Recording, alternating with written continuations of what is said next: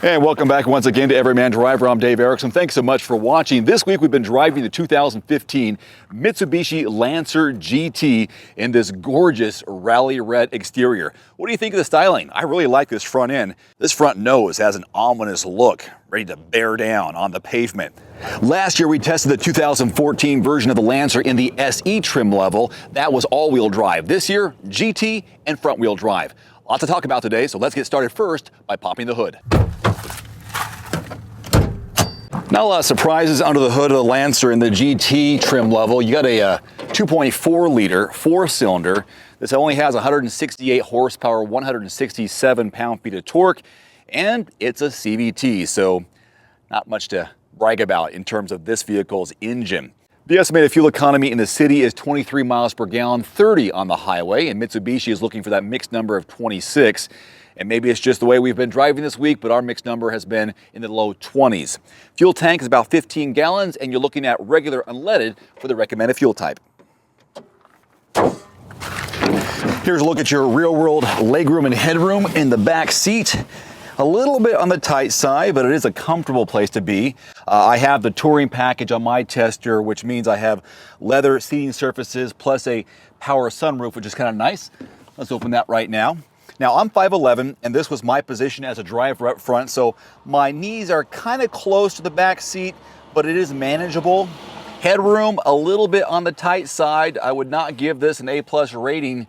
I tell you what, if you're a 6'2", this is going to be kind of a tight squeeze, although there is a bit of a lean in this back seat, so that's okay. You do have an armrest right here with a pair of cup holders, which is standard and carryover from last year. One compartment behind the driver's seat for storage, but not behind the passenger seat, and you have 4 O-blank handles here. Overall, I don't know, even though it has leather seating surfaces, a little bit firm, but doable. Remember, we are in a compact sedan. There are 3 ways to open the trunk lid of the Lancer. There's a pull tab along the floorboard next to the driver's left leg. There's a button here in the key fob. Press and hold that. Otherwise, there's a black button here along the trunk. Press it, it opens up.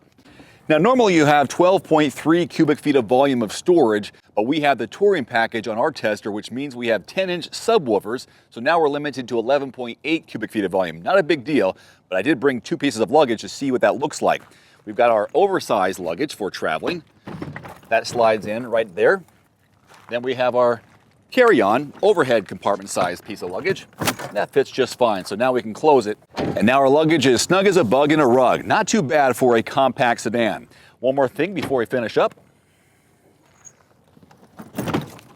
Just below the floorboard, you'll find a spare tire and jack kit, so that's there for you.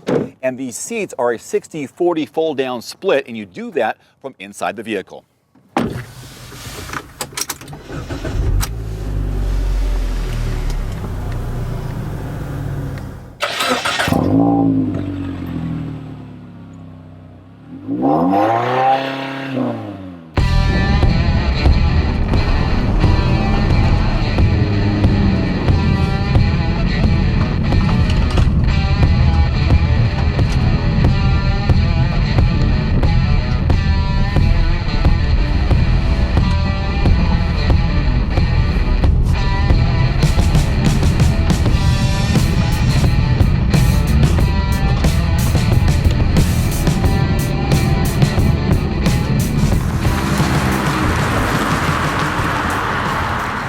So, ride and handling behind the wheel of the GT Lancer. We've got hydraulic assist power steering in between firm and just about right. Again, I think you might have to test it for yourself, but it seems pretty responsive to me. One thing that stands out right away though, this is a CVT, but we have a manual shifter option, which is cool. You got to have that with a GT, right? Plus paddle shifters, but the paddle shifters are attached to the steering column, not the wheel. So if you are going around corners and you want to make that shift, you can't do it necessarily. It's not as easy as you might think. The overall look of the dashboard is good. The center stack here is everything that I expect it to be. You got 3 main dials down below for the climate control. I do like this upgraded 7-inch touchscreen for the navigation and radio. The instrument cluster is straightforward as well. TAC on your left, miles per hour on your right, and also some other information here in the center, which is easy to understand and pretty easy to navigate, going through your average miles per gallon, how many miles you have left, your trip counter, and so on. I've got a leather-wrapped steering wheel here, as well as a shift knob, and all the usual suspects on the steering wheel for the audio-mounted controls. It also is wired for Bluetooth. I do find the cabin a bit on the noisy side. Could use some more sound deadening equipment here. I do have the power sunroof, so I can close that, but it doesn't make a big difference. It's kind of a lightweight vehicle, not tinny, but could use some sound dampening.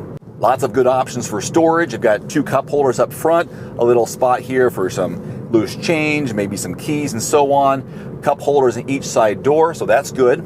I feel like the GT is fairly agile and secure when it comes to ride and handling. Going around corners is decent, but oddly enough, the ground clearance on this vehicle is 5.8 inches, which is not a stat that you would think about with a compact sedan, but the normal version, non-GT, is 5.5. And that makes me wonder, why does a GT version have 0.3 inches more of ground clearance versus a non-GT model?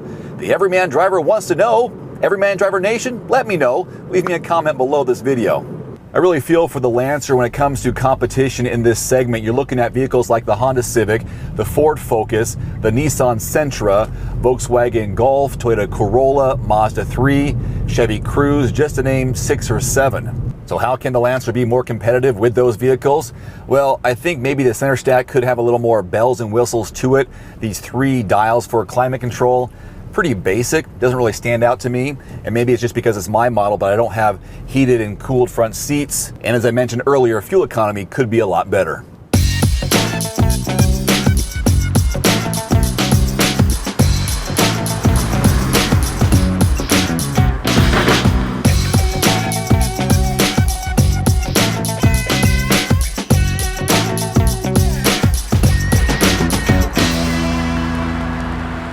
The beginning MSRP here on the 2015 Mitsubishi Lancer GT is under 22 grand.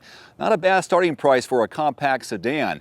I do have the $5,000 touring package added onto it, so what you see right here, $27,500. It is really tough to stand out in this competitive marketplace in this category, but I think Mitsubishi is making some strong moves with its exterior styling, but it does have room to grow when it comes to fuel economy. It is definitely worth a look, and most certainly a test drive. Until next time, I'm Dave Erickson with Everyman Driver. Thanks for watching.